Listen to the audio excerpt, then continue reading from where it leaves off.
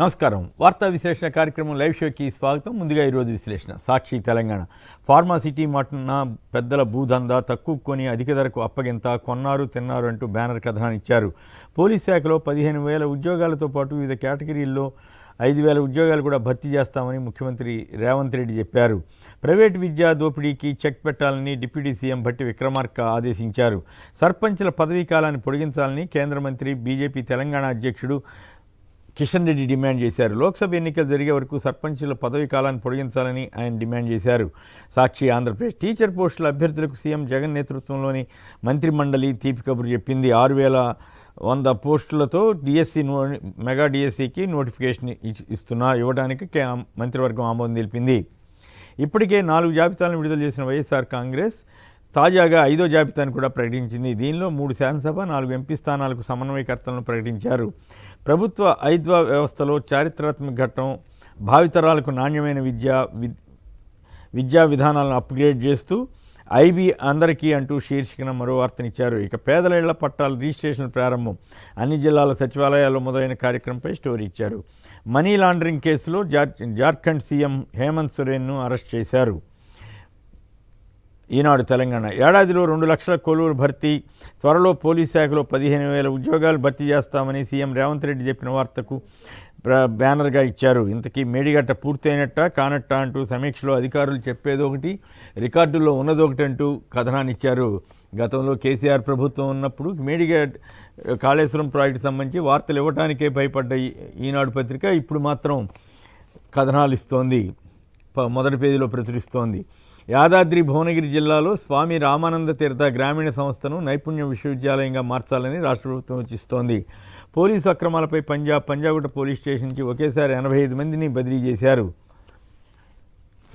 Group 1 కేటగిరీలో ఉద్యోగాల భర్తీపై కసరత్తు తెలంగాణ ప్రభుత్వం కూడా కసరత్తు ప్రారంభించింది. యూఏఈలోని అబుదాబిలో నిర్మించిన హిందూ దేవాలయాన్ని నెల 14న ప్రధాని నరేంద్ర మోడీ ప్రారంభించనున్నారు. మేడారం దారిలో బాదుడే బాదుడు అంటూ స్టోరీ ఇచ్చారు.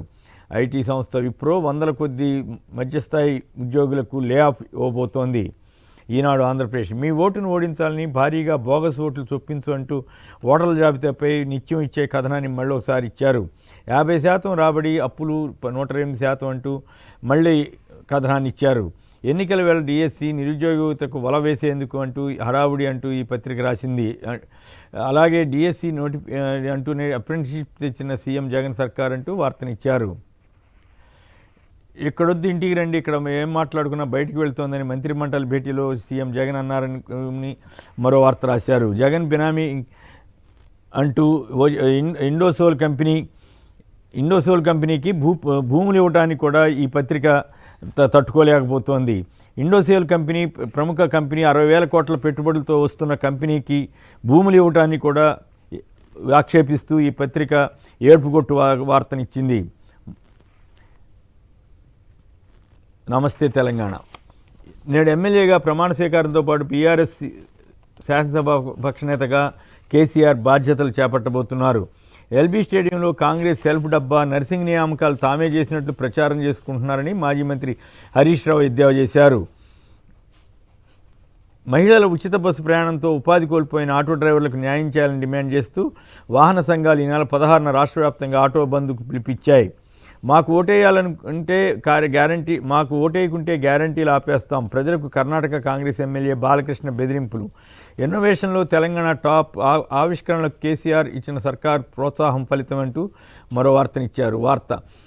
పంచాయతీల్లో స్పెషల్ ఆఫీసర్లు అంటూ స్టోరీ ఇచ్చారు. కేంద్ర పద్దులో తెలంగాణ ఆశలు తీరేనా అంటూ కేంద్ర బడ్జెట్పై వార్తనిచ్చారు.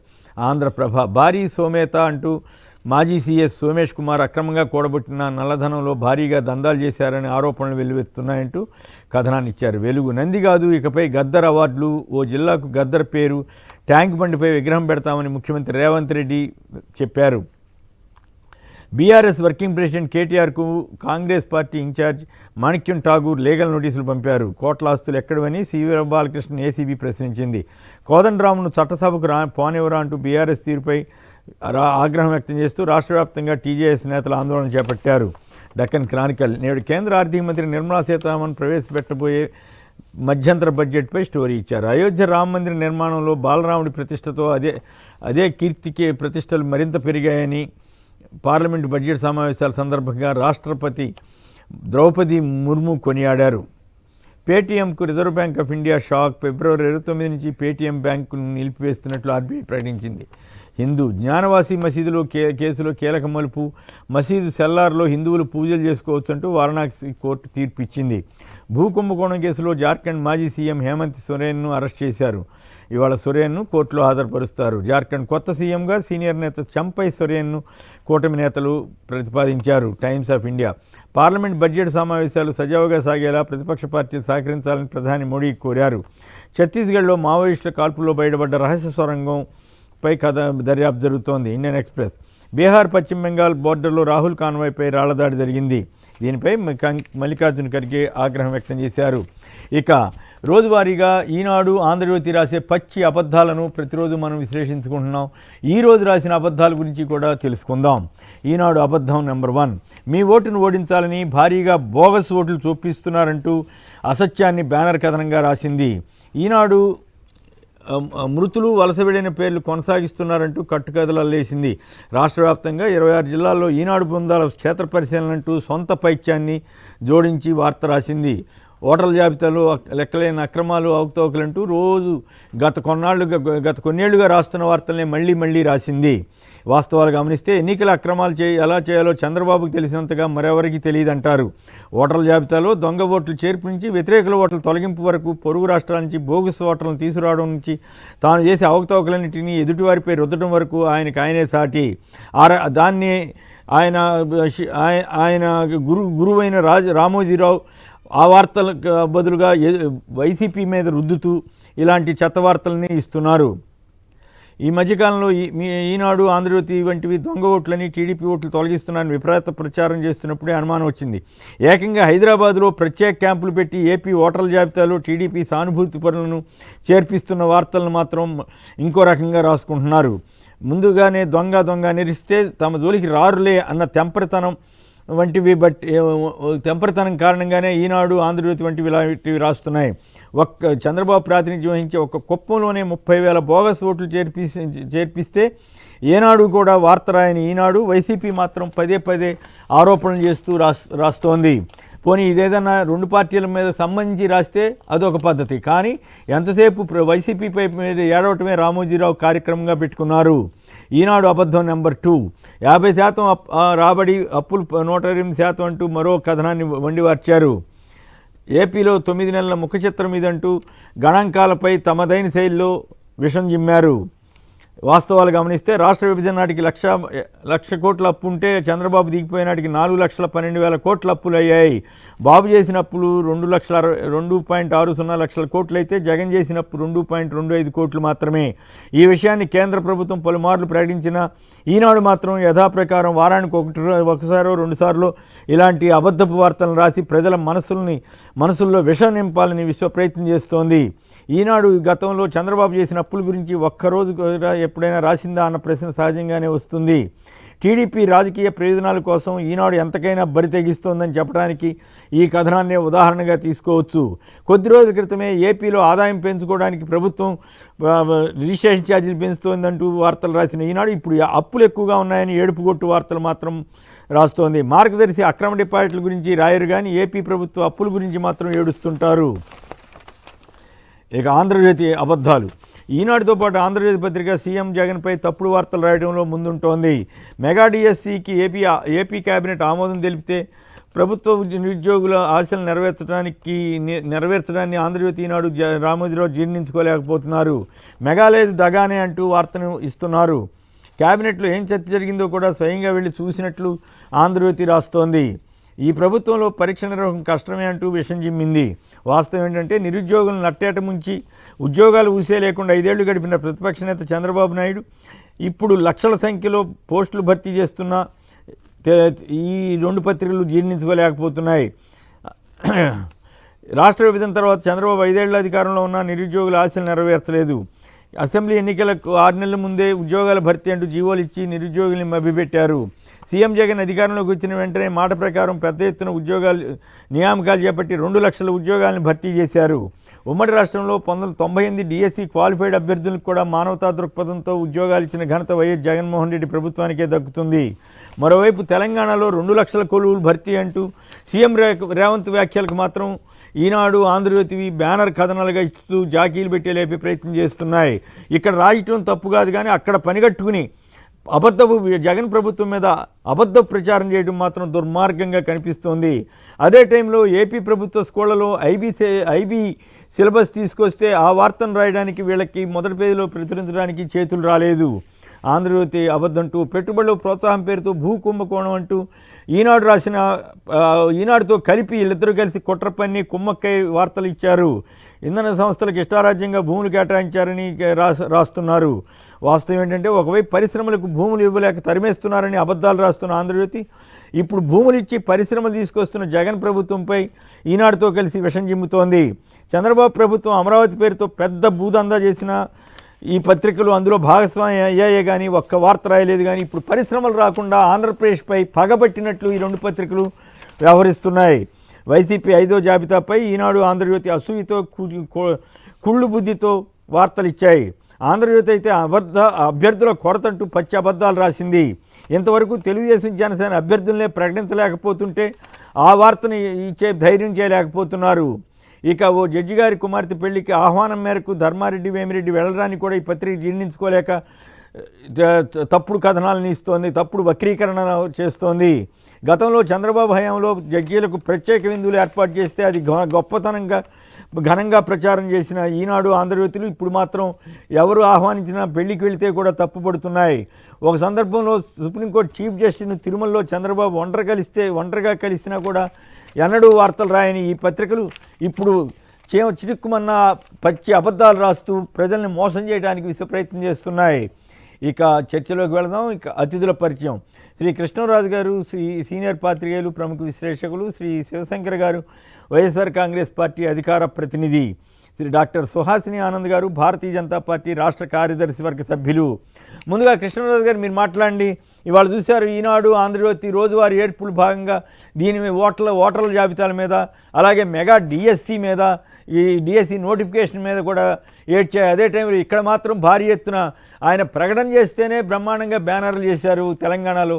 సో ఈ పరిణామాలు ఈనాడు, ఆంధ్రజ్యోతిలో ఈ 2 నెలలు ఈ జనం అంతా ఈ విషయాన్ని భరించాల్సిందేనా?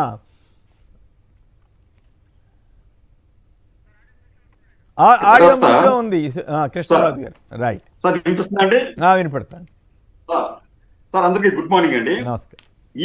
ఈ రోజు నిజానికి జాతీయ పత్రికలన్నీ కూడా నిన్నటి ఎంఓయు విత్ స్విస్ సంస్థ ఐబీకి సంబంధించి వారి ఎడ్యుకేషన్ కి సంబంధించి బకలారియత్ సిలబస్ అనే దానికి సంబంధించి మనం ఎంఓయు కుదుర్చుకున్నాం. ఇది జాతీయ స్థాయిలో అన్ని ఆంగ్ల పత్రికలు చాలా ప్రముఖంగా 4 నుంచి 5 కాలాలు చేయండి. కానీ కళ్ళుండి చూడలేని ఒక వర్గం మీడియా మాత్రం దీనిని దారుణంగా విస్మరించింది, ప్రజలను వంచే ప్రయత్నం చేస్తోంది. నిజానికంటే ఈ నిన్న జరిగిన ఎంఓయు అనేది భారతదేశానికే దిక్సూచిగా ఆదర్శంగా ఉంది. ఎందుకు ఇటువంటి మాటని వాడాల్సి వచ్చిందంటే బకలారియత్ సిలబస్ అనేది అంతర్జాతీయంగా అత్యంత ప్రాధాన్యత కలిగిన, అలాగే అత్యంత ప్రశంసలు పొందిన ఒక సిలబస్ అండి. ఇది నాన్ ప్రాఫిట్ ఆర్గనైజేషన్, దీన్ని ఇస్తున్న సంస్థ నాన్ ప్రాఫిట్ ఆర్గనైజేషన్. దాదాపు 150 దేశాల్లో ఈ సిలబస్ ఇస్తున్నారు. కానీ ఇంత పెద్ద మొత్తంలో ఇన్ని స్కూళ్లలో ఇవ్వబోతున్న రాష్ట్రం ఒక్క ఆంధ్రప్రదేశ్ మాత్రమేనండి. ఇప్పటిదాకా చూస్తూ ఉంటే ఢిల్లీలో ఏదో కొన్ని 30 స్కూళ్లలో ఏదో వాళ్ళు ఇవ్వడానికి ప్రయత్నించారు, కానీ అది కూడా పెద్ద ప్రశంసలు పొందలేదు. కానీ ఆంధ్రప్రదేశ్ లో మాత్రం దాదాపు వేల సంఖ్యలో, దాదాపు 30,000 పాఠశాలల్లో దీనిని ప్రవేశపెట్టబోతున్నారు. మూడో సంవత్సరం నుంచి దీన్ని 19వ సంవత్సరం వరకు కూడా ఎడ్యుకేషన్ ఇస్తారండి దీని ద్వారా వాళ్ళు. ఇటువంటి ఒక చారిత్రాత్మకమైన ఎంఓయు కుదుర్చుకొని ఆంధ్రప్రదేశ్ లో విద్యార్థుల భవిష్యత్తును మార్చబోతున్న ఈ సంఘటనకు సంబంధించి వారు వార్త ఇవ్వలేదు అంటే వారు ఎంత కుత్సితంగా, సంకుచితంగా, స్వార్థంగా ఆలోచిస్తున్నారో చెప్పడానికి నిదర్శనంగా దీన్ని భావిస్తున్నామండి. ఎందుకంటే ఈ ఇంటర్నేషనల్ బక్లారిత్ సిలబస్ కి ఇప్పుడు ప్రస్తుతం ఇండియాలో కొన్ని పెద్ద ప్రైవేటు స్కూళ్లలో మాత్రం ఇస్తున్నారండి. ఒక్కొక్క సంవత్సరానికి ఒక్కొక్క విద్యార్థి నుంచి 4 నుంచి 5 లక్షల రూపాయలు వసూలు చేస్తున్నారు దానికి, ఒక్కొక్క విద్యార్థికి అండి. కానీ భవిష్యత్తులో మనం ఈ మొత్తం కంటెంట్, ఇంత వాల్యూ ఉన్న కంటెంట్ అంతా కూడా విద్యార్థులకు మనం ఉచితంగా ఇవ్వబోతున్నాం. మనకేంటంటే జనరల్గా ఏమంటామంటే సిబిఎస్ఈ సిలబస్ ఉంటుంది కదా మనకి, అయితే అది జాతీయ స్థాయిలో అవసరాలు తీర్చడానికి, జాతీయ స్థాయిలో పోటీతత్వం పెంచడానికి ఉపయోగపడుతుందండి. కానీ అంతర్జాతీయ స్థాయిలో మనం రాణించాలి అంటే ఈ బక్లారియస్ సిలబస్ అనేది చాలా అవసరం. దానిని ముందుగానే పసిగట్టి ఆంధ్రప్రదేశ్ ముఖ్యమంత్రి ఒక ఎంఓయూ కుదుర్చుకోవడం అనేది నిజంగా ఒక చారిత్రక ఘట్టం. ఆంధ్రప్రదేశ్ లో జగన్మోహన్ రెడ్డి గారి సమయంలో ఈ 56 నెలల్లో 2 చారిత్రాత్మక సంఘటనలు జరిగాయండి. ఒకటి, విద్యార్థులకు వేలాది ట్యాబ్లు ఇవ్వటం, బైజూస్ తో ఒప్పందం కుదుర్చుకోవడం. బైజూస్ తో అనేది మనకి వారు ఫ్రీగా ఆ కంటెంట్ సిలబస్ అంతా మనకి ఫ్రీగా ఇచ్చారు.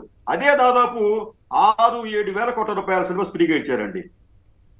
దానికి తోడు ట్యాబ్స్ ఇవ్వటం కూడా భారతదేశంలో మనం ఫస్ట్ ప్లేస్ ఉన్నాం సార్. మనం ఆంధ్రప్రదేశ్ లో ఇచ్చిన ట్యాబ్లు ఏ రాష్ట్రంలోనే ఇవ్వలేదు. మిగతా రాష్ట్రాలంటే మనకు ఛత్తీస్గఢ్ ఏదో ఒక రాష్ట్రం మాత్రం కొంత మొత్తంలో ఇచ్చింది.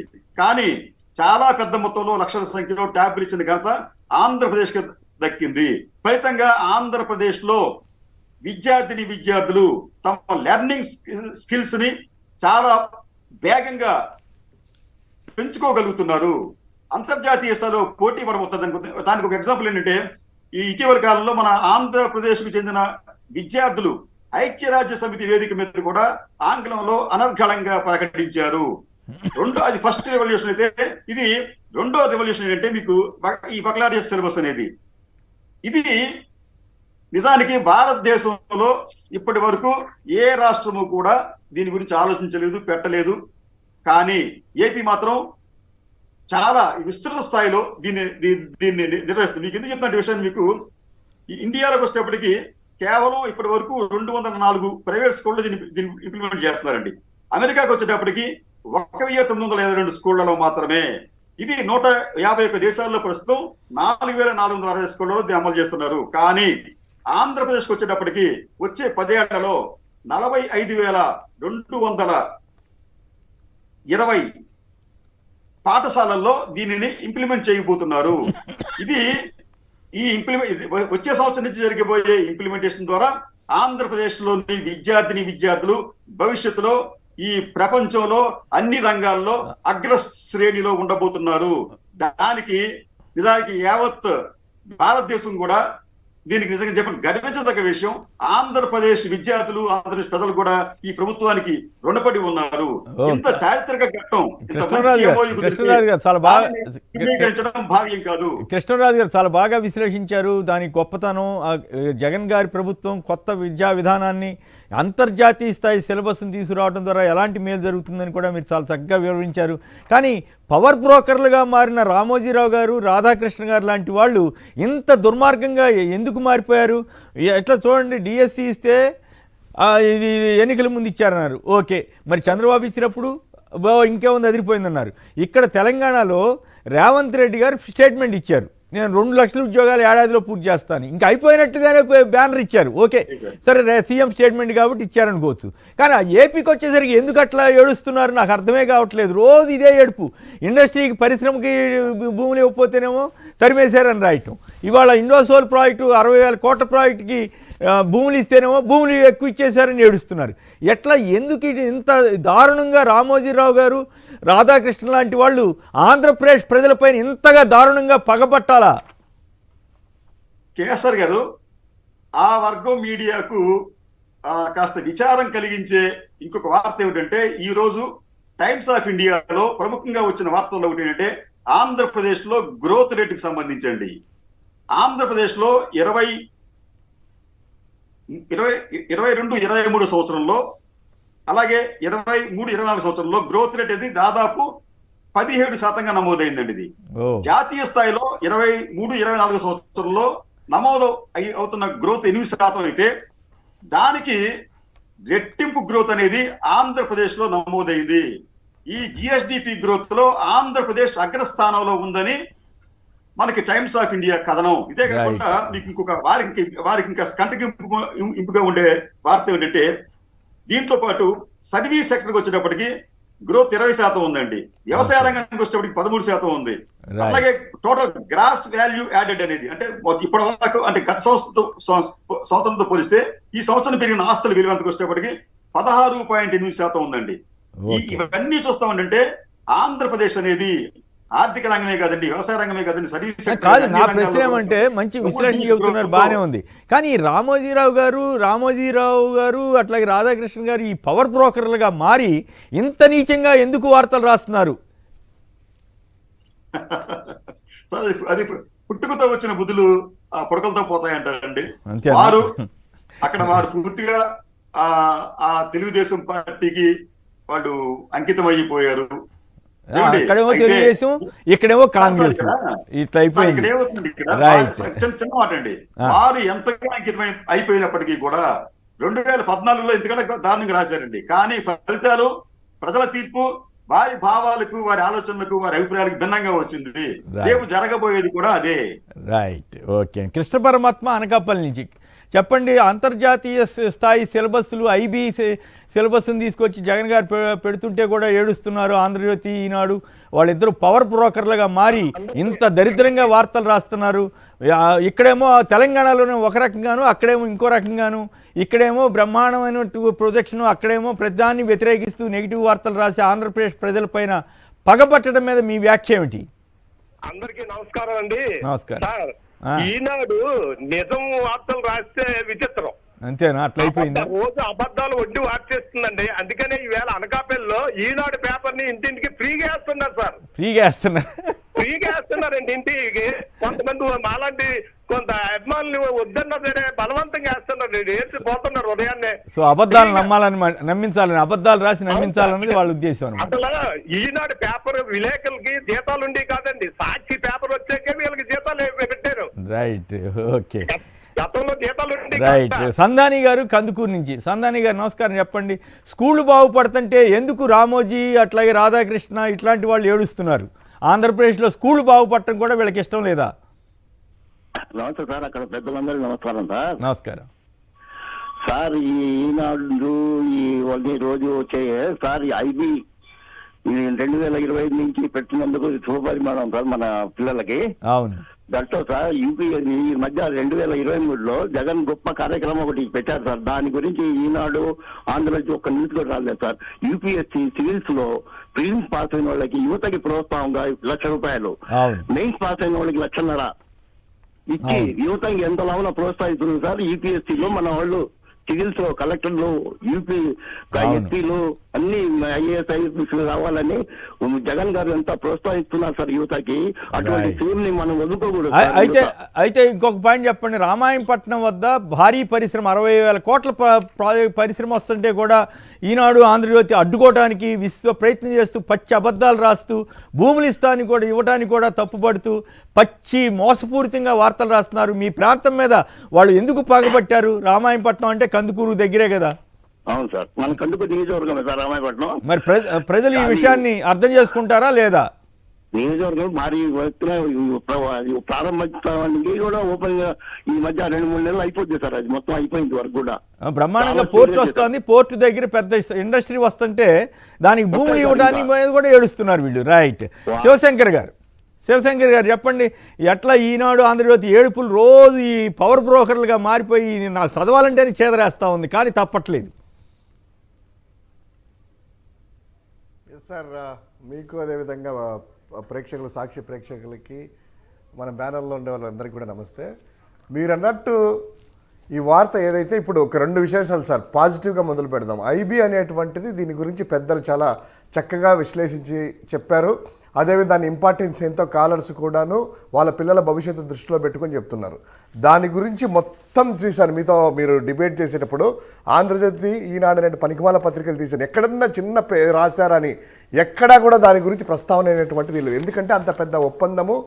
అందులో కూడా ఆంధ్రజ్యోతి ఎటకారంగా ఎట రాశాడంటే నెక్స్ట్ 2025లో జరగబోయే జూన్లో ఇంప్లిమెంట్ చేయడానికి ఇప్పుడు హడావిడి అనేటువంటిది పెట్టారు. అంటే జస్ట్ హైప్ చేస్తున్నారని. అయ్యా, ఎవరైనా కూడా చేయాలంటే 1 year ముందు నుంచి ప్రణాళిక చేసుకోవాలి. స్కూల్స్లో సిలబస్ కానీ, బుక్స్ ప్రింటింగ్ కానీ, దానికి సంబంధించిన మెటీరియల్ కానీ, పిల్లలకు వాళ్ళ టీచర్స్కి కానీ ఏ విధంగా ప్రిపరేటరీ అనేటువంటిది 1 year ఉంటుంది. అది కూడా కనీసం తెలియనటువంటి బుద్ధి లేని వాళ్ళు ఏ విధంగా ప్రచారం చేస్తున్నారు, అది ఒకటి ఉంది. రెండోది, డిఎస్సి ఎన్నికల వేళ డిఎస్సి వైకాపా సర్కార్ హడావిడి మోసం చేసింది అనేటువంటిది విచ్చలవిడిగా రాశారు. సార్ ఒకటి చెప్తున్నాను డిఎస్సి గురించి. అక్కడ రేవంత్ ఏదో ప్రకటన చేస్తేనే అది ఏది నోటిఫికేషన్ కాదు, షెడ్యూల్ కాదు, హడావిడి చేసి ఏదో చంద్రబాబు కంటే ఎక్కువ ఇక్కడ హడావిడి చేసినట్టు వాళ్ళు చెప్పడంతో ఒక టీచర్ రిక్రూట్మెంట్ అయిపోయింది, అందరికి కూడా అది అపాయింట్మెంట్ ఆర్డర్లు ఇచ్చారు, జాయిన్ అయ్యారనే రీతిలో ఎలివేట్ చేస్తున్నారు కదా బాహుబలి సినిమాల లెవెల్లో. ఓకే, తప్పులేదు, మీ ప్రేమ, మీ కులాభిమానమో ఇంకోటి చేసుకోండి. రెండవది ఇక్కడ సార్ ఇదే డిఎస్సి గురించి వీళ్ళంతా కూడా మాయ చేసి చెప్తున్నారు కదా. 2018వ సంవత్సరం ఎన్నికల ముందు నోటిఫికేషన్ ఇస్తే ఆ చంద్రబాబు నాయుడు హడావిడిగా అవి రిక్రూట్ చేయకుండా వదిలిపెడితే మా సర్కార్ వచ్చిన తర్వాత జగనన్న 2020లో 5,000 మందికి ఆఫర్ లెటర్లు ఇచ్చేసి కంప్లీట్ చేసుకొని డిఎస్సి ఇచ్చాం. తర్వాత 1998వ సంవత్సరం 2008 వాళ్ళ ప్రభుత్వంలోనే 1998 చంద్రబాబు టైంలో డిఎస్సి పెట్టించేసి గాల్లో వదిలేస్తే దాదాపు 15-20 సంవత్సరాల తర్వాత జగన్ గారు వచ్చిన తర్వాత వారికి 7,000 పోస్టులు, అంటే వాళ్ళందరూ కూడా దాదాపు 48 ఏళ్ళు 50 ఏళ్ళు వాళ్ళకి రాసిన తర్వాత అంతవరకు వెయిట్ చేసి ఉండే వాళ్ళకి ఇచ్చినటువంటి ప్రభుత్వం ఇది. తర్వాత ఉద్యోగుల గురించి ఏం చేయలేదు అంటున్నారు కదా. మీరందరూ కూడాను మీ మనస్సాక్షికి పెట్టి ఆలోచన చేయండి. అదేవిధంగా మీరు కూడాను కొంచెం విశ్లేషణ చేయండి సార్ దీని మీద. నాకు తెలిసి భారతదేశంలో ఇన్ని రాష్ట్రాలు ఉన్నాయి కదా, ఏ రాష్ట్రంలో అయినా కూడాను ఎన్నికల్లో వచ్చిన తర్వాత 5 సంవత్సరాల్లో యావరేజ్గా 10 నుంచి 12,000 ఉద్యోగాలు రిక్రూట్ చేస్తే, ఎందుకంటే ఆ కెపాసిటీని బట్టి 5 ఏళ్లలో 50 నుంచి 60,000 ఉద్యోగాలు బాగా చేస్తే ప్రభుత్వ ఉద్యోగాలు, శాశ్వత ఉద్యోగాలు రిక్రూట్మెంట్ అనేది నడుస్తుంది, చేయగలరు. కానీ ఆంధ్రప్రదేశ్ వచ్చిన తర్వాత జగన్మోహన్ రెడ్డి గారు సింగిల్ స్ట్రోక్తో జిఎస్డబ్ల్యూఎస్ గ్రామ సచివాలయాలు, వార్డు సచివాలయం అనేటువంటి డిపార్ట్మెంట్ పెట్టి ప్రతి ఊరిలో సచివాలయం పెట్టిన తర్వాత ఒక్కొక్క సచివాలయానికి వివిధ సంబంధించిన వారిలో 10 మంది స్పెషలైజేషన్ రిక్రూట్ చేసుకుని 136,000 మందిని ప్రభుత్వ శాశ్వత ఉద్యోగాలు, కాంట్రాక్ట్ కాదు సార్, అవుట్సోర్సింగ్ కాదు సార్, టెంపరీ కాదు, శాశ్వతంగా పర్మనెంట్ ఎంప్లాయీస్ ఒక్క సింగిల్ స్ట్రోక్తో ఒక రాష్ట్ర ప్రభుత్వము, ఏదో కేంద్ర ప్రభుత్వం అయితే మనం చూసి ఉండొచ్చు రైల్వే ఉద్యోగాలు, ఏదో బ్యాంకింగ్ అని కంట్రీ అంతా అనేసి, ఇంతవరకు ఎవరైనా చేశారని అడుగుతున్నాను. అదేవిధంగా 60,000 మందిని మెడికల్లో, హెల్త్ డిపార్ట్మెంట్లో రిక్రూట్ చేసుకోవడం జరిగింది. అదేవిధంగా ఎస్ఐ ఉద్యోగాలు, పోలీసు ఉద్యోగాలు, అవే కాకుండా సార్ అవుట్సోర్సింగ్ ఉద్యోగాలు 6 నెలలకో 8 నెలలకో సంవత్సరానికో ఒక ఏజెన్సీ కింద పెడితే ఆ ఏజెన్సీకి డబ్బులు ఇస్తే వాళ్ళు కరెక్ట్గా ఇవ్వలేక అవుట్సోర్సింగ్ ఉద్యోగాలు ఆత్మహత్యలు చేసుకునే సంఘటన మనం చూసాము. కానీ వాళ్ళందరినీ కూడా అలా ఉండకూడదనేసి ఏపీ సిఓఎస్ ఆప్కాస్ అనేటువంటి ఒక సంస్థ ప్రభుత్వమే ఏర్పాటు చేసేసి దాని ద్వారా ప్రభుత్వమే అంటే మిడిల్ లెవెల్ తీసేసి ఏజెన్సీలు కాకుండా వాళ్ళ మోసాలు పోకుండా 1వ తారీఖున ప్రభుత్వ ఉద్యోగాలు, శాశ్వత ఉద్యోగాలు 30వ తారీఖు అలా వస్తే వీళ్ళకు ఒక రోజు ముందుగానే ప్రభుత్వం అందరినీ కూడాను అవుట్సోర్సింగ్లో చేర్చి వాళ్ళకు నెల భద్రత ఏర్పాటు చేసేసి వాళ్లకు ఉద్యోగ భద్రత కూడా ఏర్పాటు చేసినటువంటి సర్కార్ ఇది మంది. అదేవిధంగా సార్ ఆర్టీసీని శాశ్వతంగా ఎప్పుడు మునిగిపోతుందో అనేటువంటి భయంతో ఉన్నటువంటి ఆ ఉద్యోగులకు భద్రత కల్పిస్తూ నష్టాలు వచ్చినా కష్టాలు వచ్చినా మేము చూసుకుంటామనేసి ఆర్టీసీ ఉద్యోగుల్ని 52,000 మందిని ప్రభుత్వంలోకి నేరుగా చేర్చుకొని శాశ్వత ప్రాతిపదికన చేసింది. అంతేనా సార్? 2,40,40,000 మందిని సార్, అంటే ఇప్పటి వరకు 2,68,000 మంది వాలంటీర్లని ఇండైరెక్ట్గా వాళ్ళకు కూడా ఎంప్లాయ్మెంట్ కల్పిస్తూ ప్రజలకు సేవ చేసే విధంగా, అంటే దాదాపు 6,32,000 మందిని ఇంతవరకు రిక్రూట్ చేసుకునేది సార్. వివిధ అగ్రికల్చరు, ఇంకా లెక్చరర్స్, ఈ యొక్క ప్రొఫెసర్ పోస్టులు కాకుండా దానితో పాటు ఈరోజు 6,100 డిఎస్సి నోటిఫికేషన్ ఇస్తే వీళ్ళ కడుపు మంట ఏంది సార్? వీళ్ళ బాధ ఏంది? ఎందుకు వీళ్ళకి ఇంత బాధ? ఎందుకు దీన్నే మనసు పెట్టి ఆలోచన చేయలేకున్నారు ఈ యొక్క రాష్ట్రంలో? అదేవిధంగా మీరు అన్నట్టు ఇంకో విధంగా మీ ఓటును ఓడించాలి, భారీగా బోగస్ ఓట్లు అంట. ప్రతిరోజు మీరు కూడాను వివిధ మాధ్యమాల ద్వారా, సాక్షి ద్వారా ప్రజలకు వివరించేస్తూ ఎవరు దొంగ ఓట్ల సంస్కృతి పెట్టారు, ఎవరు దొంగ ఓట్ల వల్ల ఎవరికి లాభం అనేటువంటిది నియోజకవర్గాల వారిగా మీరు కుప్పం దగ్గర నుంచి అదేవిధంగా పర్చూరు వరకు ఉరవకొండ వరకు ఈ రీసెంట్గా కూడాను మీరు కూడా అనాలిసిస్ చేస్తారు. ఈ దొంగ ఓట్ల సంస్కృతి చంద్రబాబుది.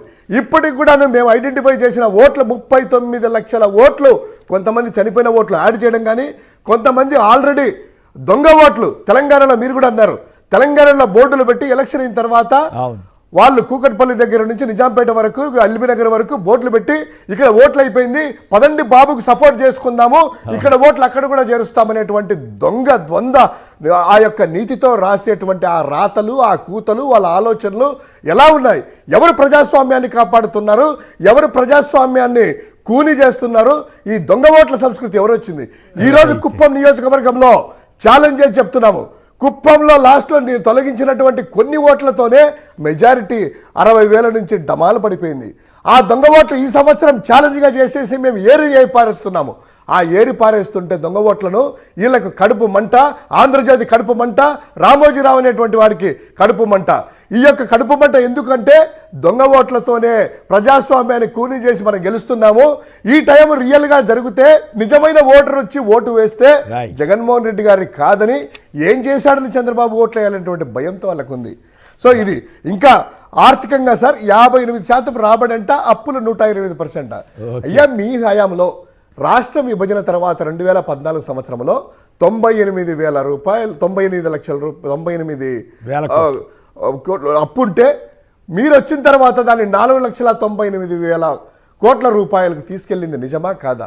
మీ లెక్కల ప్రకారమే శ్వేతపత్రం 2019లో గవర్నమెంట్ వస్తానే శ్వేతపత్రం రిలీజ్ చేసిన తర్వాత 4,98,000 కోట్ల అప్పు చేసేసి 98,000 కోట్లు ఎక్కడ, 4,98,000 కోట్లు ఎక్కడ, దాదాపు 4 లక్షల కోట్ల రూపాయలు. అదేవిధంగా ఇంకోటి సార్ చివరిగా ఒకటి శివశంకర్ గారు, రోజువారీ ఏడుపైపోయింది. మనం కొత్త వార్తలు తీసుకోవటం బెటర్, ఎందుకంటే రోజు ఇవాళ కొత్తగా ఏం ఏడిచారు అనేది. ఇప్పుడు ఉదాహరణకి ఇండస్ట్రీకి భూమి ఇస్తే ఏడుస్తారు, ఇవ్వకపోతే తరిమేశారు, పరిశ్రమలు రావట్లేదు, ఉపాధి రావట్లేదని ఇదే రాస్తారు. అసలు ప్రజాస్వామ్యానికి చంద్రబాబు కంటే కూడా రామోజీరావు, రాధాకృష్ణ అనేవారు చాలా అత్యంత ప్రమాదకరంగా మారేవారేమో నాకు అనిపిస్తూ ఉంది శివశంకర్. ఎస్, మీరు అనేటువంటి సార్ ఈ యొక్క పవర్ది, విండ్ పవర్ కావచ్చు, గ్రీన్ పవర్, సోలార్ పవర్ సంబంధించినటువంటి పవర్ది ఈ యొక్క సంస్కరణలు తీసుకురావడంతో పవర్ అనేటువంటిది నిరంతరాయంగా మనం చేయవే కాకుండా అతి తక్కువ ధరకే ఏపీ నుంచి మిగతా రాష్ట్రాలకు కూడాను పవర్ మనం అందించే విధంగా అంత ప్రణాళికాబద్ధంగా ఈ యొక్క పవర్ ప్లాంట్లకు సంబంధించినటువంటి వాటికి విండ్ పవర్ కానీ సోలార్ కానీ ఈ యొక్క వీటికి ఎక్కడ సార్ కర్నూలు జిల్లా మీరు చూసింటారు, నంద్యాల జిల్లా చూసింటారు, అక్కడ భూములు అనేటువంటిది ఒక విత్తినా పండకుండా, వర్షాలు రాకుండా ఆ గుట్టలలో రాళ్ళలో పాపం చాలా మంది రైతులు. సుహాసిని గారితో ఇంతవరకు జరిగింది మాట్లాడించి తర్వాత మళ్ళీ ఆ పరిశ్రమలకు సంబంధించి కూడా మాట్లాడిద్దాం. రాజేంద్ర గారు గుడివాడ, రాజేంద్ర గారు నమస్కారం, మాట్లాడండి. విద్యారంగానికి సంబంధించిన వార్తలను కూడా ఇవ్వడానికి వాళ్ళకి చేతులు రావట్లేదు ఈనాడు వారికి, ఆంధ్రజ్యోతి వారికి. వీళ్ళు నిజంగానే ఆంధ్రప్రదేశ్కి పెద్ద ప్రమాదకారులుగా మారారా లేదా? నమస్తే అండి, నేను ఒక ఛాలెంజ్ చేస్తున్నాను, మన వాళ్ళందరూ కూడా ఛాలెంజ్ చేయడానికి సిద్ధంగా ఉండాలి. ఎంత మంచి పని చేసినా మన సీఎం జగన్ బాబు అడ్డంగా వక్రీకరించి పదే సార్లు చెప్పడమే ఆ ఛానల్స్, ఆ దినచర్య అండి. ఇందులో ఆశ్చర్యమే లేదు. అయితే ఈ పార్టీ మన పేదలు, ఎస్సీ ఎస్టీ బీసీలు మాత్రమే తెచ్చుకున్నారు, మళ్ళీ వీళ్ళే నిలబెట్టుకోవాలి. ఒకే ఒక్క ఛాలెంజ్ అండి, రేపో మాపో మన మహిళలందరూ ఉచిత ప్రయాణం కావాలంటున్నారు. మన జగన్ బాబు ఇవ్వటానికి సిద్ధంగా ఉన్నాడు. ఇది కూడా తప్పని ఛాలెంజ్ చేసి చెప్పమనండి, వాళ్ళు కూడా ఇస్తామన్నారు కదా. ఇప్పుడు మనం ఇచ్చామంటే మట్టి తప్పని చెబుతారు, అందరూ చెప్పుచ్చు కొడతారు, అందరూ రెడీగా ఉండండి. సరే, అదేం గొడవ అంటే ఇక్కడ పాయింట్ ఏంటంటే నాకు అర్థమైన దాని ప్రకారం కొన్ని వర్గాలే కాదు, ఏమాత్రం ఆంధ్రప్రదేశ్ ప్రగతి కాంక్షించే వాళ్ళు ఎవరైనా సరే జగన్ తీసుకొస్తున్న స్కీముల్ని కానీ వాటికి తీసుకొస్తున్న పరిశ్రమలకు కానీ మద్దతు ఇవ్వాల్సింది పోయి ఈ ఆంధ్రప్రదేశ్ తెలంగాణకేమో విపరీతమైనటువంటి భజన చేస్తూ ఆంధ్రప్రదేశ్ మీద మాత్రం ఈ ఆంధ్రజ్యోతి, ఈనాడు, ఇంకా మరి కొన్ని ఛానళ్ళు విషం చెబుతున్నాయి. అది నా బాధ. జయరామ్ రెడ్డి గారు రాజమండ్రి నుంచి. జయరామ్ గారు నమస్కారం, మాట్లాడండి. హలో, నమస్కారం, మాట్లాడండి. నేను వీరారెడ్డి అండి, Veera Reddy Rajahmundry. Okay good, thank you. ఏమండి, అందరికీ నమస్కారం. నమస్కారం. ఏమండి, ఒక్క నిమిషం ఒకే ఒక్క మాట చెప్పి పెట్టాను నేను. ఏమంటే ఇప్పుడు ఈనాడు ఆంధ్రజ్యోతి గురించి మీరు స్పెషల్ గా రోజు పెట్టి డిబేట్ పెట్టి వాళ్ళు ఎక్కువ చేస్తున్నారేమో అనుకుంటున్నాను నేను. కాదు, ఎక్కువ కాదు, విషయాలు తెలియాలి కదా. ఇప్పుడు ఇంటింటికి పంచుతున్నారంట, ఇంటింటికి పంచుతున్నప్పుడు కనీసం మనం ఈ వాస్తవం ఏంటో, వాళ్ళు వాస్తవం రాస్తే నేను ఎప్పుడు పొరపాటును కూడా దాన్ని ఖండించను, కానీ పచ్చి అబద్ధాలు రాస్తున్నారు, అది నా బాధ. అలా కాదండి, ఒక్క నిమిషం. ఎందుకంటే ఇది ఈనాడు ఆంధ్రజ్యోతి పేపర్లు కాదండి, ఒకప్పుడు పేపర్లు, ఇప్పుడు పేపర్లు కాదయ్యి. పేపర్ మధ్యలో పాంప్లెట్స్ పెడతారు చూసారా, అట్లా అయిపోయినాయా, ఏదండి అడ్వర్టైజ్మెంట్ పెడతారు చూసారా, అలా పెట్టి ఇప్పుడు ఇంటింటికి ఫ్రీగా ఇస్తున్నారండి. పేపర్ ఎవరు కొనట్లేదు అయ్యి. అదే ఆంధ్రప్రదేశ్ ప్రజలు ఈ విషయాలను గమనించాలని. పేపర్ ఇంటింటికి ఫ్రీగా ఇస్తున్నారు. మాకు వద్దని చెప్పినా సరే ఇచ్చే సరిపోతున్నారు. చివరికి ఆ దౌర్భాగ్యానికి వెళ్ళారు పరిస్థితి. రైట్. ఈ సుహాసిని గారు చెప్పండి, ఈ ఐబీ కరికులం ఇటువంటి వాటిని ఆంధ్రప్రదేశ్ ప్రజలు స్వాగతిస్తుంటే కొన్ని పత్రికలు మాత్రం ఎందుకు ఇంతగా ఏడుస్తున్నాయి, ఇప్పుడే చెప్పారు కృష్ణరాజు గారు, కానీ చారిత్రక ఘట్టం అని కూడా ఆయన అభివర్ణించారు. మరి అటువంటి వాటిని ఎందుకు ప్రోత్సహించట్లేదు? పైగా పరిశ్రమలకు భూములు ఇస్తే ఏడుస్తారు, దొంగ ఓట్లని రోజు రాస్తారు. ఎట్లా ఈ పరిణామాలను మీరు ఎట్లా చూస్తారు? నిజంగా విద్యా వ్యవస్థకు సంబంధించి ఆంధ్రప్రదేశ్లో జరుగుతున్న మార్పుల్ని మీరు స్వాగతిస్తారా? నమస్తే శ్రీనివాస్ గారు, శివశంకర్ గారికి, అట్లాగే కృష్ణరాజు గారికి, ప్రేక్షకులకి నమస్తే. మంచి టాపిక్ అండి ఇది. ఏదైనా ఒక మంచి పద్ధతి కానీ, మంచి పాలసీ కానీ, ఒక అభివృద్ధి కోసం ఏదైనా సరే రాష్ట్రానికి మంచి జరిగితే ఎవరైనా సరే పార్టీలకు అతీతంగా మనము దాని మీద మనం విష ప్రచారం కానీ ఏదైనా చేయాల్సిన అవసరం ఉండదు. ఇక్కడ ప్రత్యేకంగా ఇంటర్నేషనల్ బ్యాక్లారియట్ అన్నది ఇది నేషనల్ ఎడ్యుకేషన్ పాలసీ 2020లో భాగంగా కేంద్రంలో ఉన్న మోదీ గారి ప్రభుత్వం అమలులో పెట్టిందండి. కొత్త విధానం తీసుకొచ్చాం మేము. అది ఎందుకు 36 సంవత్సరాల నుంచి ఎప్పుడో 1986లో ఉన్న ఎడ్యుకేషనల్ పాలసీ పాతపడిపోయి, అంటే పిల్లల మీద ఒత్తిడి పెరిగిపోతుంది. పిల్లలకి వాళ్ళకి ఏం కావాలి అది చదువుకోవాలి, వాళ్ళ మానసిక ఒక బలం పెరగాలి అంటే ఆనందంగా చదువుకోవాలి, కానీ ఒత్తిడిలో చదువుకోకూడదు పిల్లలు. ఈ నేటి బాలలు రేపటి పౌరులుగా వాళ్ళని తీర్చిదిద్దాలి అంటే ఈ 10+2 కాన్సెప్ట్ ఏదైతే ఉందో అది ఉండకూడదు అని 5+3+3+4 కాన్సెప్ట్ అన్నది ఇంట్రడ్యూస్ చేయడము నేషనల్ ఎడ్యుకేషన్ పాలసీ 2020లో కేంద్ర ప్రభుత్వం తీసుకురావడం జరిగిందండి. అది ఇప్పుడిప్పుడే ఒక్కొక్క సంవత్సరం కొన్ని అమల్లోకి వస్తున్నాయి.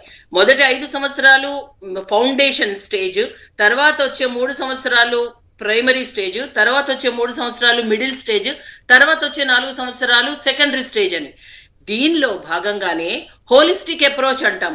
అంటే ఇంటర్నేషనల్ గా అందరితోనూ పోటీ పడే తత్వం, అంతేకాకుండా పిల్లలలో కమ్యూనికేట్ చేయాలి, వాళ్ళు ఇతరులతో మాట్లాడే ఒక శక్తిని పెంపొందించుకోవాలి. ఇదే కాకుండా ఒక సబ్జెక్ట్ తీసుకుంటే గతంలో ఆ సబ్జెక్ట్ కి సంబంధించినవే ఉంటాయి, కానీ వీళ్ళకి వివిధ రకాల ఇంట్రెస్ట్లు ఉంటాయి.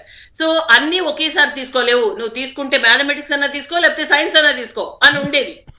కానీ ఇప్పుడు అలా కాకుండా ఈ NEP in alliance with IB, ఈ ఇంటర్నేషనల్ బ్యాకలరేట్ అన్న ఒక ఈ సిలబస్ వల్ల ఒకేసారి మ్యాథమెటిక్స్, డిజైన్ థింకింగ్ తీసుకోవచ్చు అండ్ ఆర్టిఫిషియల్ ఇంటెలిజెన్స్. అంటే ఈ ఐబి అనే దానిలో అడిషనల్ గా 50 సబ్జెక్ట్స్ ఉంటాయి. ఒకేసారి పిల్లలు ఆనందమైన వాతావరణంలో ఏదైనా సరే అన్నిటి మీద పూర్తి అవగాహనతో వాళ్ళు అంతర్జాతీయ స్థాయిలో వాళ్ళు కాంపిటేటివ్ స్పిరిట్ తో ముందుకు వెళ్ళాలి అని. దీనిలో మరొక మంచి ఉద్దేశం యాక్సెప్టబిలిటీ ఉంది, యాక్సెసిబిలిటీ ఉంది, అడాప్టబిలిటీ ఉంది, అవైలబిలిటీ.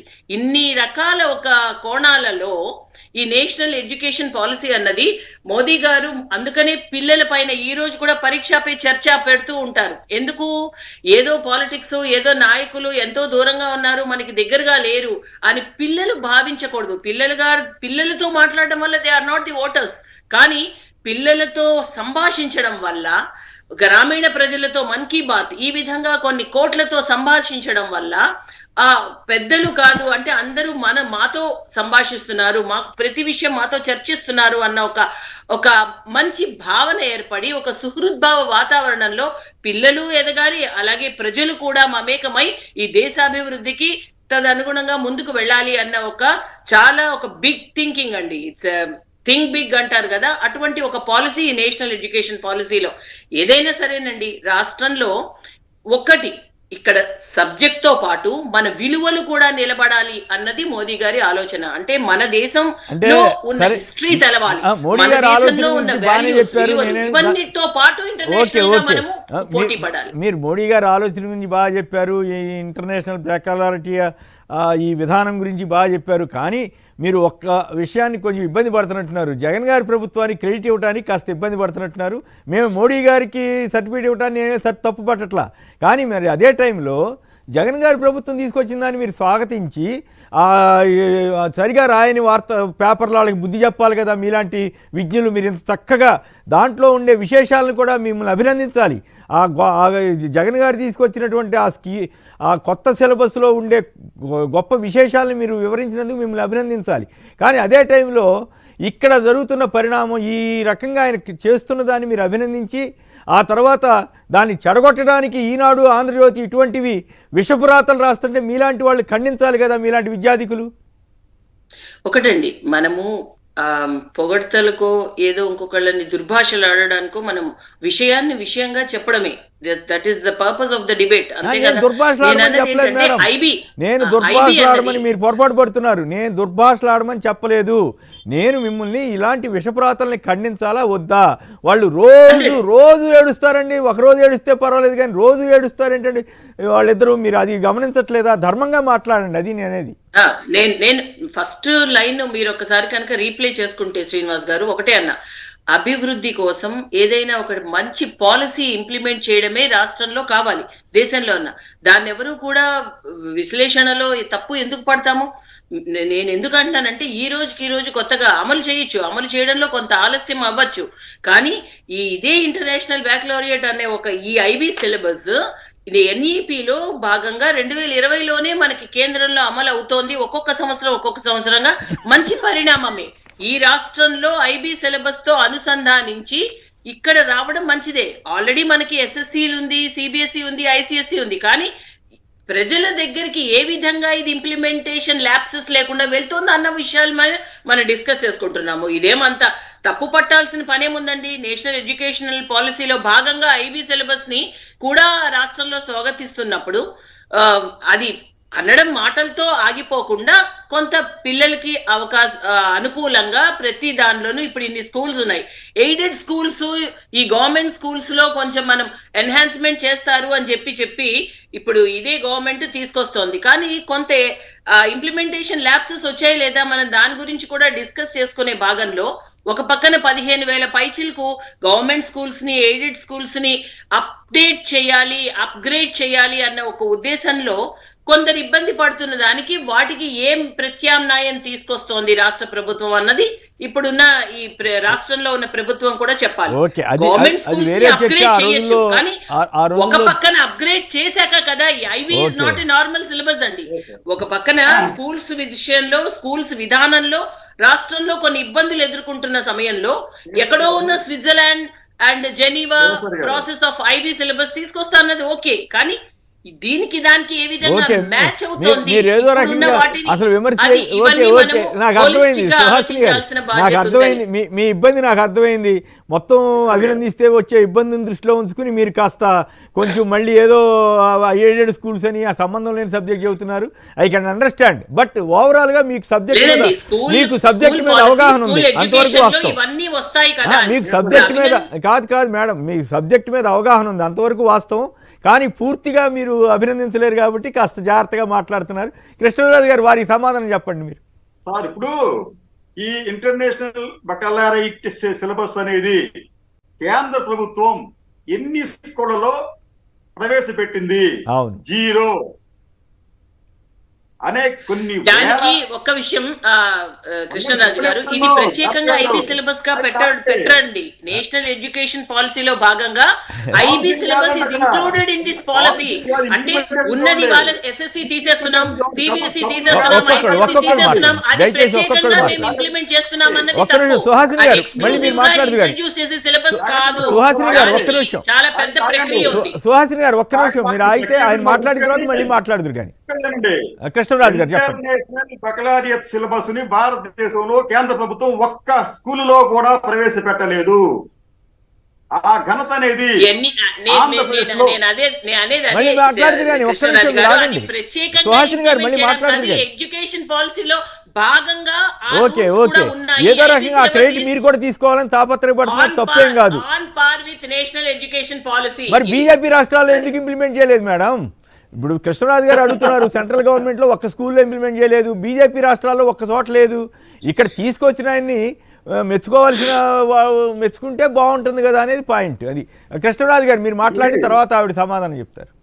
ఇప్పుడు కేసీఆర్ గారు, ఇప్పుడు మనం రాజకీయ సిద్ధాంతాలు వైరుధ్యాలతో మంచిని చెప్పలేని ఒక నిస్సాయ స్థితిలో మనం ఉన్నామని చెప్పి అనిపిస్తుంది మేడం గారు మాట చూస్తూ ఉంటుంటే. ఒక గొప్ప కార్యం జరిగినప్పుడు అంతర్జాతీయ స్థాయి సిలబస్ అనేది ఆంధ్రప్రదేశ్ లో ప్రవేశపెడుతున్నప్పుడు దీన్ని మనం అంతా అభినందించాలి. ఇదే ప్రయత్నాన్ని మిగతా రాష్ట్రాలు ఇప్పటిదాకా ఎందుకు చేయలేకపోయాయి? అదొకటండి. రెండోది, ఆంధ్రప్రదేశ్ లో విద్యా విధానం గురించో, విద్యా వ్యవస్థ గురించో, విద్యా ప్రమాణాల గురించో కూడా తక్కువగా మారుతున్నారండి. కానీ ఈ రోజు భారతదేశంలో బీజేపీ పాలిత రాష్ట్రంతో పోలిస్తే ఆంధ్రప్రదేశ్ లో విద్యా ప్రమాణాలు చాలా బాగున్నాయి. ఇక్కడ స్కూళ్లు బాగున్నాయి, ఆ స్కూళ్ళకి ఇస్తున్న యూనిఫామ్స్ బాగున్నాయి, వాళ్ళకి ఇస్తున్న సదుపాయాలు బాగున్నాయి, టీచర్లు బాగా చెప్తున్నారు. ఫలితంగానే ఆంధ్రప్రదేశ్ నుంచి జాతీయ స్థాయి కాంపిటేటివ్ పరీక్షల్లో కూడా వారు అత్యధిక ర్యాంకులు, అగ్రశ్రేణి ర్యాంకులు పొందగలుగుతున్నారు. మీకు ఉత్తరప్రదేశ్ నుంచో లేకపోతే ఇంకో రాష్ట్రం నుంచో ఎందుకు రావట్లేదంటే వాళ్ళు ఎక్కువ మంది ఏపీ నుంచి ఎందుకు వెళ్తున్నారు? కాబట్టి ఏంటంటే మనని మనం తక్కువ చూసుకోవడం అనేది దయచేసి చేయొద్దండి. ఇక్కడ ప్రమాణాలు, విద్యా ప్రమాణాలు అద్భుతంగా ఉన్నాయి. ఒక రివల్యూషనరీ చేంజెస్ వస్తున్నాయి. నాడు నేడు బళ్ళు చూడండి ఒకసారి. ఇక్కడ ఉన్న నాడు నేడు బళ్ళు మీ యూపీలో ఉన్న బళ్ళతో ఒకసారి కంపేర్ చేసుకోండి. చెట్టు కింద పాఠశాలలు అక్కడ ఇప్పటికీ జరుగుతున్నాయి అక్కడ. కాబట్టి ఏంటంటే ఈ విద్యా విధానం పాలసీలు అంటే పాలసీలు ఎన్నే చెప్పుకోవచ్చు అండి. మీరు ఇంప్లిమెంట్ చేయని పాలసీలు పెట్టిన ఉపయోగం ఉంది. మీరు ఎప్పుడో 10 ఏళ్ల క్రితం ఈ పాలసీ పెట్టి ఇప్పటిదాకా ఒక స్కూల్లో కూడా ఈ సిలబస్ మీరు ప్రవేశపెట్టలేదు అంటే అర్థం ఏంటి? కాబట్టి ఏంటంటే ఇక్కడ ఏపీలో జరుగుతుందని మీరు ఒక ఏపీ వాసిగా సంతోషపడండి. కనీసం బయట చెప్పకపోయినా లోపల సంతోషపడండి. అది మా రిక్వెస్ట్. అది రైట్. సుహాసిని గారు సమాధానం చెప్తే మళ్ళీ శివశంకర్ గారు దగ్గరికి వెళ్దాం. నేను పదే ఒకటే, పాలసీ ఇస్ గుడ్, కానీ దాన్ని ఇంప్లిమెంట్ చేసి అమల్లోకి వస్తే ఎవరు కాదంటారంటున్నా. అదే అభివృద్ధి కానీ పాలసీ కానీ ఇది ఊరికే ఇగో వచ్చేస్తోంది అదిగో వచ్చేస్తోంది, అదేదో సినిమాలో అంటారు కదా, లచ్చిందేవి సగంలో ఆగకూడదు. పిల్లలకి దానికి టీచింగ్ స్టాఫ్ ఉండాలి. ఎవరైనా ఎందుకు దాంట్లో ఉంది మేడం. ఈ ఏడాది ట్రైనింగ్ క్లాసులు పెడతామని అవన్నీ ఉన్నాయి కదా, మీరు గమనించలేదా? అన్డౌటెడ్లీ ఈ ఐటీ సిలబస్ అనేది స్వాగతించేదే కదా. It is a part of NEP. నేను చెప్తాను. ఓకే మీ పార్ట్ అంతవరకే. Let me answer to Suhasini గారు. అది విమర్శించాల్సిన టాపిక్ కాదండి ఇది. స్వాగతించాల్సిన పాలసీ. ఓకే ఒక్క నిమిషం ఆగండి మేడం. రైట్. హనుమంతరావు గారు ఒంగోలు నుంచి ఒక్క నిమిషం. లక్షలాది ట్యాబ్స్ ఇచ్చిన రాష్ట్రం ఎక్కడైనా ఉందా? బీజేపీ పాలిత రాష్ట్రం ఎక్కడైనా ఉందా? చెప్పండి. లక్షలాది మంది పిల్లలకి ట్యాబ్లు ఇచ్చిన ప్రభుత్వం, లక్ష మందికి ఇచ్చారు ట్యాబ్స్ అవన్నీ కూడా. కాబట్టి ఏంటంటే మనకేంటి పెద్ద లోపం ఏంటంటే, మీకు తమిళనాడుకి మనకు లోపం ఏంటి చెప్పంటారండి? తమిళనాడులో ఒక రాష్ట్రం గురించి రాజకీయాలకు అతీతంగా పోరాడతారండి. ఇక్కడ ఒక రాష్ట్రం గురించి రాజకీయ పక్షాలన్నీ ఏకమైపోయి ఒక పార్టీ మీద పోరాడుతూ ఉంటాయి. ఇది దౌర్భాగ్యం మనకు. రైట్. ఓకే. హనుమంతరావు గారు ఒంగోలు. హనుమంతరావు నమస్కారం, మాట్లాడండి. నమస్కారం సార్. చెప్పండి, మీరేమంటారు? ఈనాడు ఆంధ్రజ్యోతి రాస్తున్న విషపురాతలను మీరు నమ్ముతున్నారా? మరి అంత దారుణంగా రాస్తున్నారు, మరి వాళ్ళ మీద చర్యలు తీసుకోవడానికి లేదు సార్. ఏం చేస్తాం, వాళ్ళకి వ్యవస్థల్లో ఉన్న పట్టు అటువంటిది, దానికి జోలికి వెళ్ళే పరిస్థితి లేదు కదా. చూద్దాం, మరి ప్రజలు నమ్మకుండా ఉంటే చాలు. వ్యవస్థల సంగతి వదిలేస్తే అంత దారుణంగా. అవును, స్కూళ్లు బాగు చేస్తుంటే కూడా రాయలేని దౌర్భాగ్య పరిస్థితి. ఎట్లా ఇది? అసలు ప్రభుత్వం వచ్చిన 3 నెలలకి ఆంధ్రజ్యోతి పేపర్ లో రాశారు, మీరు చూసారో చూడలేదు. ఏం రాశారంటే, ఇక జగన్ కి ఎవరు అప్పు ఇవ్వటం లేదు, ఇక ఇదే ఆర్థిక మంత్రి రాజీనామా చేస్తానంటున్నాడు. ఇప్పుడేమో అప్పులు ఎక్కువ చేశారని ఇప్పుడు అబద్ధాలు రాస్తారు. జగన్ నన్ను ఎవరు అప్పులు ఇవ్వటం లేదు. భలే పాయింట్ గుర్తు చేశారు మిత్రమా, భలే పాయింట్ గుర్తు చేశారు. ప్రభు గారు కొత్తగూడు నుంచి. ప్రభు గారు చెప్పండి, మీరు ఆంధ్రప్రదేశ్ విషయాలను మీరు కూడా పరిశీలిస్తున్నారా? అక్కడ కొత్తగా ఐబీ సిలబస్ తోటి అంతర్జాతీయ స్థాయి మోడల్ తీసుకొస్తున్నారు ప్రభుత్వ స్కూళ్ళల్లో, మీరేమంటారు? నమస్తే సార్ గారు. నమస్కారం. లైవ్ లో ఉన్న వారికి, స్టూడియోలో ఉన్న వారికి నమస్కారం. నమస్కారం. ఆ పేపర్ రాతలో ఎవరు నమ్మరు సార్, లెటర్స్ ఎన్ని రాసుకున్నా. అవును, అంటే ఉచితంగా పంచుతున్నారంట. అందుకని నేను చచ్చినట్టు అయ్యా ఉచితంగా పంచిన నమ్మొద్దు, ఇట్లాంటి వాళ్ళు రామోజీరావు రాధాకృష్ణ పవర్ బ్రోకర్లుగా మారి ఆంధ్రప్రదేశ్ ప్రజల మీద పగబట్టారని చెప్పడమే నా ఉద్దేశం. అందుకోసమే దీని మీద నడపాల్సి వస్తూ ఉంది. రెగ్యులర్ గా పేపర్ చూసేవాళ్ళు, టీవీ చూసేవాళ్ళు అయ్యో నమ్మరు. జగన్ గారు ఏం చెప్పుకుంటే మొన్న 26 జనవరి రిపబ్లిక్ డే రోజుని శకటాలు ఢిల్లీ పంపించిన దానిలో పిల్లలు కూడా ఢిల్లీ దాకా పంపించారు. ఏంటది? 26 జనవరిలో ఢిల్లీకి శకటాలు పంపించారు కదా రాష్ట్ర రిపబ్లిక్ బ్రహ్మాండంగా పిల్లలతోటి పిల్లల్ని పంపించారు. ఎడ్యుకేషన్ ఎంత ప్రాముఖ్యత ఇచ్చారన్న దానికి అది ఒక ఉదాహరణ కదా. బాగా చెప్పారు. పిల్లలు కూడా పంపించారు. అవును, దానికి మేము చాలా మెచ్చుకున్నాం, సంతోషించాము. Very good. తర్వాత ఇప్పుడు ఆయన చేసే పథకాలు కొత్తగా తీసుకొచ్చిన ఐబీ సిస్టమ్ కూడా అది ఒప్పందాలు జరిగినాయి కాబట్టి దాన్ని రెగ్యులేట్ చేస్తారని నమ్ముతాం, భావిస్తున్నాం. దానికి కోర్స్ ఆఫ్ యాక్షన్ కూడా పెట్టేశారు మిత్రమా ఈ ఏడాది టీచర్లకి శిక్షణ అని ఇట్లా అని. రైట్. అవి ఏ రాష్ట్రంలో ఇప్పుడు తెలంగాణలో పెట్టినా కూడా అభినందిద్దాం, దానికేం పెద్ద ఇబ్బంది ఏం లేదు. కానీ తెలంగాణలో ఉద్యోగాలు ఇస్తామని చెబితేనేమో బ్యానర్లు, అక్కడ ఇస్తేనేమో వ్యతిరేక వార్తలు. ఇది ఇంత దుర్మార్గమా మరీను? శివశంకర్ గారు. ఒకటి మీరు అన్నట్టు ఇందాక సుహాసిని గారు చెప్పినట్లు ప్రిపరేషన్ అనేటువంటిది ఆల్రెడీ స్టార్ట్ అయింది. అదేవిధంగా మాటలు జస్ట్ హామీలు కాదు, ఇది ప్రాక్టికల్గా ఇంప్లిమెంటేషనే.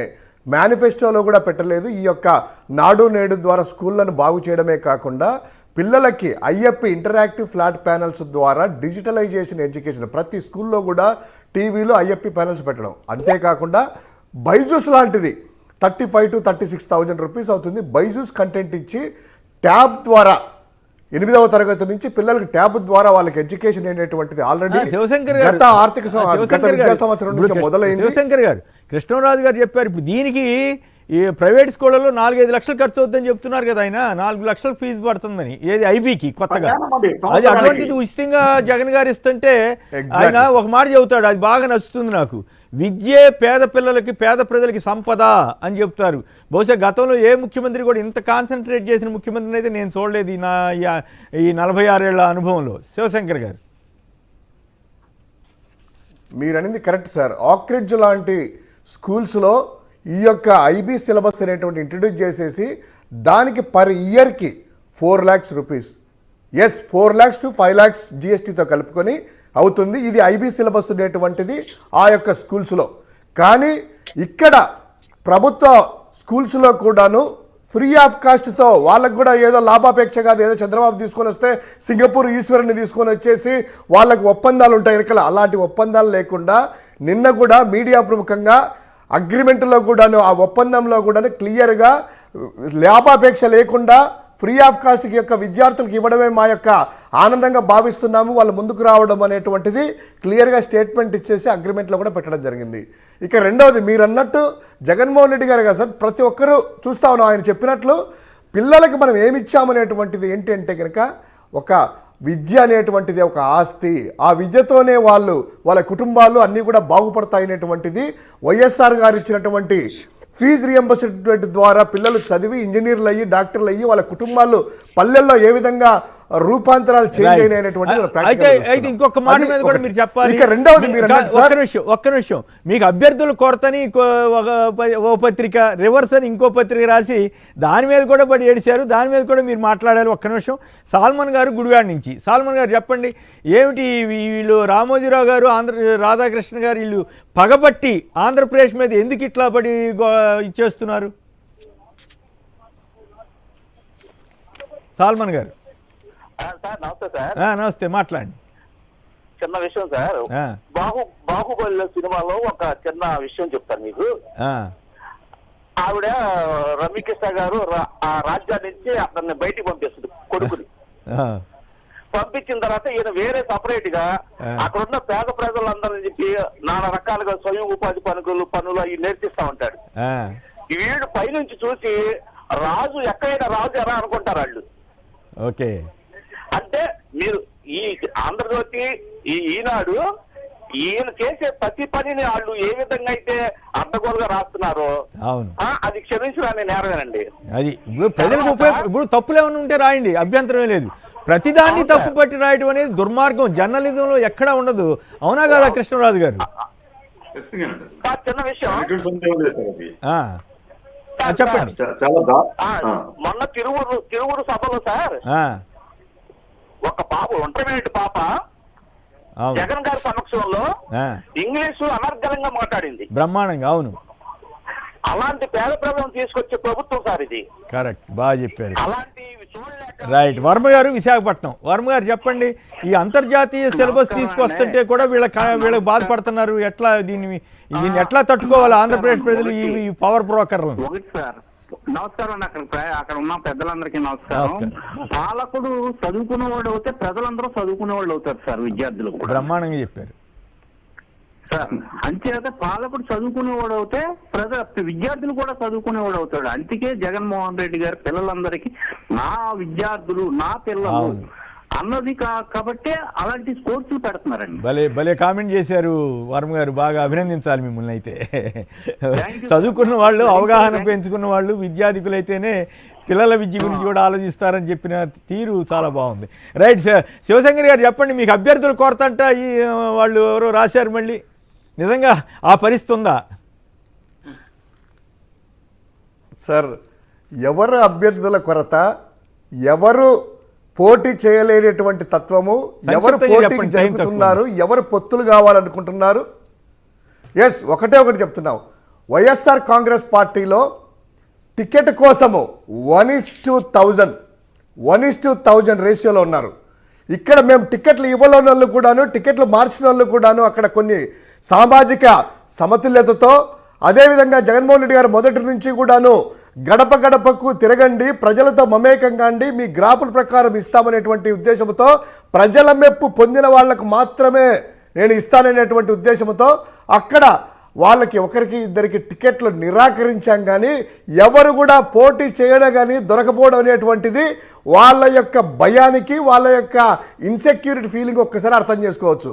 ఈరోజు కూడా ఇంత జరిగిన తర్వాత కూడా తండ్రి కొడుకులు వెళ్ళిన తర్వాత ఈ నియోజకవర్గంలో ఏదో కదలిరా ఏదో చేస్తున్నారు కదా, ఈ అభ్యర్థిని ప్రకటిస్తున్నాను అని చెప్పే ధైర్యం లేదు. ఎందుకంటే ఎవరికి ఇవ్వాలో టికెట్ తెలియదు. ఎవరు టికెట్ ఇస్తే ఎవరు, కేశినేని నాని లాంటి వాళ్ళే విజయవాడలో ఒక వాళ్ళ యొక్క పట్టు అని చెప్తాడు కదా, మా క్యాస్ట్ ఉంది అది ఇదని, అలాంటి దగ్గరనే చీకొట్టిచ్చేసి జగన్మోహన్ రెడ్డి గారి దగ్గరికి వచ్చారు అంటే కనుక ఎవరి బలం ఎలా ఉంది, ఎవరు టికెట్లకు పోటీ లేదు, ఎవరి టికెట్లకు పోటీ ఉంది, ఎక్కడ ఉంది అనేటువంటిది ఒక విశ్లేషణ ప్రజలు చేస్తున్నారు. రైట్. సుహాసిని గారు సంక్షిప్తంగా, తర్వాత కృష్ణరాజు గారితో మాట్లాడిద్దాం ఫైనల్. అదే ఎలక్షన్స్ ముందు అన్నది ఆశావాహులు, నిరాశావాహులు, అటు ఇటు జంపింగ్స్ ఇవి ఫ్రీక్వెంట్ గా మనం చూస్తూ ఉంటాం ప్రతి చోట. అది దానిలోకి వెళ్ళే కన్నా 100% ఇప్పుడు ఇంకా టైం హ్యాస్ కమ్ అండి. ఇప్పుడు ఎవరెవరు ఎక్కడెక్కడ ఈ ఎవరెవరు ఇన్ఛార్జెస్ దేనిపైన ఏ నియోజకవర్గం పైన ఎటువంటి కాన్సన్ట్రేట్ చేయాలి. అట్లాగే సుహాసిని గారు మీరేమో అనుకోకపోతే ఒక మాట చెబుతా సరదాగా. ఇప్పుడు కాంగ్రెస్కో బీజేపీకో అభ్యర్థులు సరైన అభ్యర్థులు దొరకట్లేదంటే అర్థం ఉంది, కానీ వైసీపీకి అధికారంలో ఉన్న పార్టీకి దొరకట్లేదని పచ్చబద్దాలు రాస్తే ఎట్లండి ఆంధ్రజ్యోతి వాళ్ళు? మీరు మళ్ళీ ఇంకో కామెంట్ చేశారు, దాన్ని నేను ఖండిస్తున్నాను. బీజేపీకి దొరకపోవడం ఏంటండి? ఇప్పుడు మొన్ననే మేము రిపోర్ట్ ఇచ్చారు కదా, 2000 మంది ఒక్కొక్క నియోజకవర్గం నుంచి 15-20 మంది పోటీ పడుతున్నారు. See that's the value of the party అండి.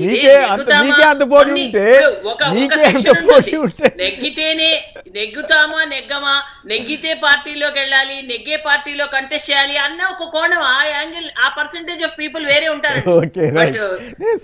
కొన్ని ఉంటాయి. ఇప్పుడు మాలాంటి వాళ్ళు మేము ఒక పార్టీ చూసుకుని ఒక ఐడియాలజీ చూసి ఖచ్చితంగా ఇది అలా అనుకుంటే ఈ రోజు బీజేపీ 2 నుంచి ఇప్పుడు నెక్స్ట్ 350 దాటిపోతున్నాం మేము. మరి అలా ఆ విధంగా వెళ్లే పరిస్థితిలో మేము ఒక దాన్ని నమ్ముకుని ఎదురుకు వెళ్తున్న వాళ్ళం అండి. అందరూ అలా ఉండరు. సో మంచి ఇప్పుడు రానున్నది ఎలక్షన్ సీజన్ అండి. ముందు అసలు ఏం చేశాము, ఏం చేయబోతున్నాము, అదే ఎజెండా. తోట స్వామి గారు, వెస్ట్ గోదావరి, గణపవరం. స్వామి గారు నమస్కారం, మాట్లాడి సంక్షిప్తంగా. అభ్యర్థి కొడతారండి ఎవరికైనా మా జిల్లా తెలుస్తుందండి. అభ్యర్థి కొడతాడు, ఊడూరు మనలో ఎవరు లేరు, దేవరం లేరు, ఇవన్నీ తెలుసున్నాయి, మా అందరికి తెలుసున్నాయండి. అవి మళ్ళీ అబద్ధాలు ఎందుకు వేస్తున్నారు వాళ్ళు ఈనాడు ఆంధ్రప్రదేశ్? ఇంకా అబద్ధాలు మామూలు అబద్ధాలు కాదండి. ఆరోగ్యశ్రీ కార్డు నిన్న పురంధేశ్వరు ఛానల్ రాశారు, చూసారు ఆంధ్రజ్యోతిలో. ఏమని జగన్ గారు ఫోటో ఉంటే హాస్పిటల్కి రానివ్వట్లేదని. ఓయ్ మరి అంత పశ్చాబద్ధం ఆడుతుందా పురంధరేశ్వరి గారు కూడా? నేను నిన్న మా అన్నయ్యని హైదరాబాద్ హాస్పిటల్ తీసుకెళ్ళాను ఎంజోగ్రామ్ చేయడం మన మంగళవారం. ఏ హాస్పిటల్ తీసుకెళ్ళినా వీళ్ళు రాసే పేపరు ఎంజోగ్రామ్ లేదు, ఆరోగ్యశ్రీ లేదు, తీసేసారు ఇచ్చేసారు, పేపర్లో కథనం వస్తే మా అన్నగారు కంగారు పెడితే అధికారం నేను చేస్తానని చెప్పి 104 వచ్చి ఫోన్ చేసి రాయమండ్రి హాస్పిటల్ ఉన్నాయి, విజయవాడ హాస్పిటల్ ఉన్నాయి, అన్ని ఇచ్చారండి. ఇచ్చారు, తీసుకున్నారు, వాళ్ళు అడ్మిట్ చేసుకున్నారు. కానీ వీళ్ళు అబద్ధాలు ఆవిడ ఆ పురంధరేశ్వరి గారు కూడా వాళ్ళ లైన్లోనే వెళ్తున్నట్టున్నారు కదా, తెలుగుదేశం లైన్లోనే వెళ్తున్నట్టున్నారు కదా. కృష్ణరాజు గారు ఫైనల్గా చెప్పండి, ఏమిటి ఈ అభ్యర్థుల కొరత, దీని వ్యవహారం మీద ఇక్కడ ఇప్పుడు కూడా పచ్చి అబద్ధాలు ఎందుకు రాస్తున్నారు వాళ్ళు? కేసర్ గారు నువ్వు చెప్తావు సార్, భవిష్యత్తులో దేశ రాజకీయ నాయకులు చాలా మంది జగన్ గారి విధానాలను వ్యూహాలను అనుసరిస్తారంటంలో ఆశ్చర్యం లేదు. ఎందుకంటే ఆయన పార్టీ నడుపుతున్న తీరు అత్యంత వ్యూహాత్మకంగా, పకడ్బందీగా, శాస్త్రీయంగా కూడా ఉంది. శాస్త్రీయంగా అంటే ఆయన సామాజిక సమీకరణాలను కూడా చక్కగా అంచనా వేసుకుంటూ ఇప్పటి వరకు దాదాపు 60 స్థానాల్లో మార్పులు చేర్పులు చేసినప్పటికీ కూడా ఆ పార్టీ అనేది చీలిపోలేదు, లేదా పార్టీలు పెద్ద ఎత్తున అసంతృప్తి రాలేదు. ఎంత కొంత ఉంటుంది. కానీ వారు అంటే ఈ ఎవరైతే మీడియా ఉందో లేదా ఆ పార్టీలు ఉన్నాయో వారు ఆశించిన స్థాయిలో లేకపోవడం అనేది వారికి తీవ్రమైన బాధ కలిగిస్తోంది. ఇంకొక అంశం ఏంటంటే చంద్రబాబు ఇప్పుడు ఈ రోజున జగన్మోహన్ రెడ్డి గారికి ఈ ప్రతిపక్ష పార్టీలన్నీ కూడా ఒక అద్భుతమైన విజయానికి మార్గాన్ని సుగమం చేస్తున్నాయి. ఎందుకంటే రేపు జరగబోయేదంటే టీడీపీ జనసేన విభేదాలు వస్తాయి. ఆ వారు వీరు కూడా ఘర్షణలు పడి నానా దారుణాలు జరిగే అవకాశం ఉండొచ్చు. రెండోది, ఒకవైపు కాంగ్రెస్ పార్టీ, ఒకవైపు బీజేపీ, వీరు కూడా ప్రతిపక్ష ఓట్లను చీల్చే పనిలో ఉంటారు తప్ప అధికార పక్షం ఓట్లను చీల్చేందుకు పెద్దగా ఆస్కారం లేదు అక్కడది. కాబట్టి ఈ మెజార్టీలు అవన్నీ కూడా ఇంటాక్ట్ గానే ఉంటాయి. వచ్చే ఎన్నికల్లో జగన్మోహన్ రెడ్డి గారు తిరిగి అద్భుతమైన మెజార్టీతో అధికారాన్ని నెలకొల్పే అవకాశం ఉంది. రైట్. కృష్ణరాజు గారు, అట్లాగే సుహాసిని గారు, శివశంకర్ గారు అందరికీ కూడా ధన్యవాదాలు. ఇది నేటి వార్తా విశ్లేషణ కార్యక్రమం. నమస్కారం.